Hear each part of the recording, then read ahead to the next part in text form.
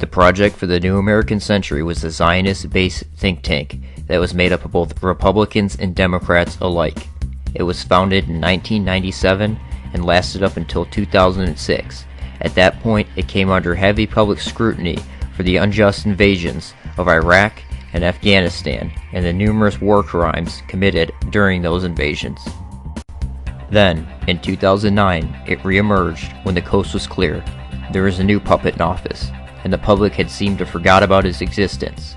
Once again, the Zionists had a green light to continue their hit list. The Project for the New American Century was founded by Bill Kristol. Welcome to Conversations. I'm Bill Kristol. And Dr. Robert Kagan. Dr. Robert Kagan. 17 of its members became top advisors to the president during the Bush administration. Jews were grossly overrepresented within the Project for the New American Century. The entirety of its top membership was Jewish, as well as over half of all the membership, despite the fact that Jews only make up 1.7% of the population of the United States. Although the Project for the New American Century rose to White House prominence under the Bush administration, their demands had been followed since the Clinton presidency, as well as other Zionist demands, such as the Israeli policy paper, A Clean Break, a new strategy for securing the realm, which was written in 1996 and called for destabilization of Iraq as well as other Middle Eastern countries. The Project for the New American Century frequently wrote letters to President Clinton. He responded with the 1998 Desert Fox attack on Iraq. The history of our government writing about going to war in their documents, then staging events to get public support is nothing new.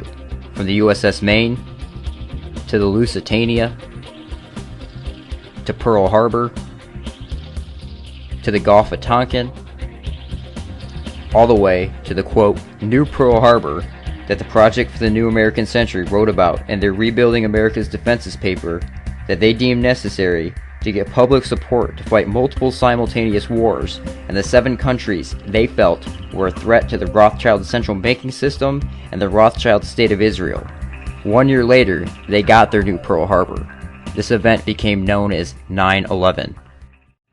This is the Pearl Harbor of the 21st century for us. And the president will have to deal with it. He will have to deal with these people overseas that are telling us they're going to destroy us. The Cold War era was up, and there was no longer an enemy for the public to fear. But the military-industrial complex still needed to feed their war economy. They needed a new enemy, a faceless enemy, that would ensure perpetual warfare and increase their military spending that they so desperately begged for in their Rebuilding America's Defenses paper. This new need for a faceless enemy gave birth to one of the most important tools of modern warfare, the terrorists. The invention of the terrorists gave the Zionists the green light from the public to go after the countries on their hit lists. Came back to see him a few weeks later, and by that time we were bombing in Afghanistan. I said, "Are we still going to war with Iraq?" And he said, "Oh, it's worse than that."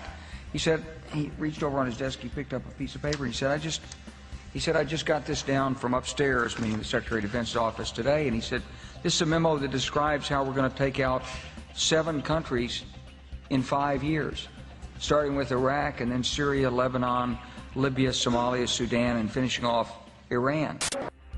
Not only did the creation of terrorism allow for perpetual warfare, it also allowed for the achievement of Zionist agendas, such as the Greater Israel Project, and for corporate profiteers like Exxon, Halliburton, Lockheed, and more recently, Genie Energy, as well as many other pro-Zionist corporations to profit immensely from these wars.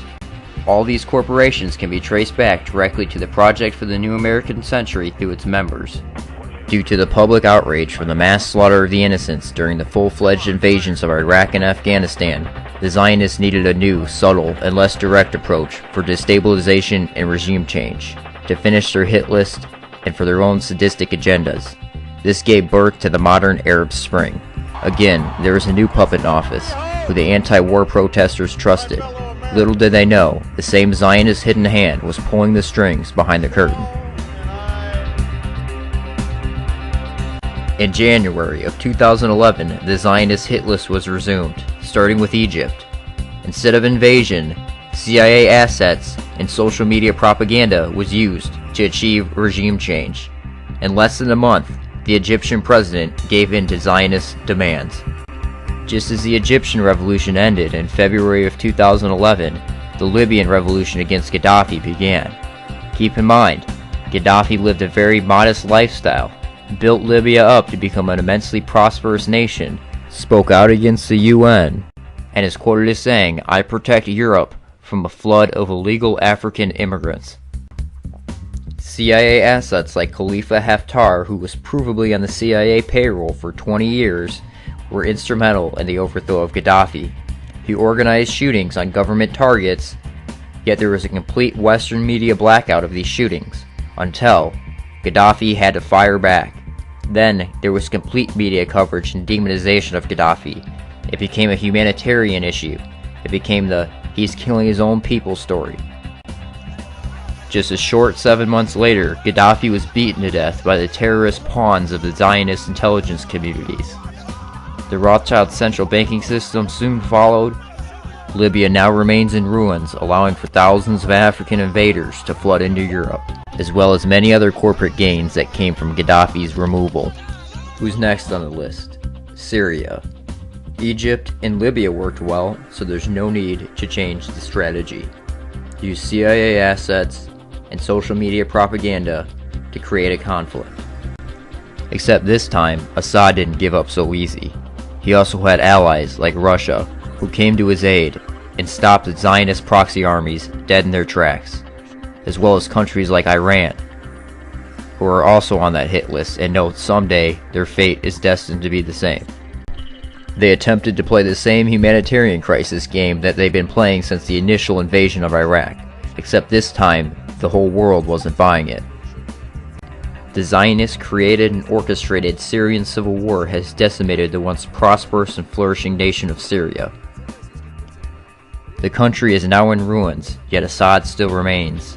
This is what happens when you don't go along with the Zionist central banking system. They paint you out as a villain, then destroy your country, slaughter the innocent, and hand it over to tyrannical warlords.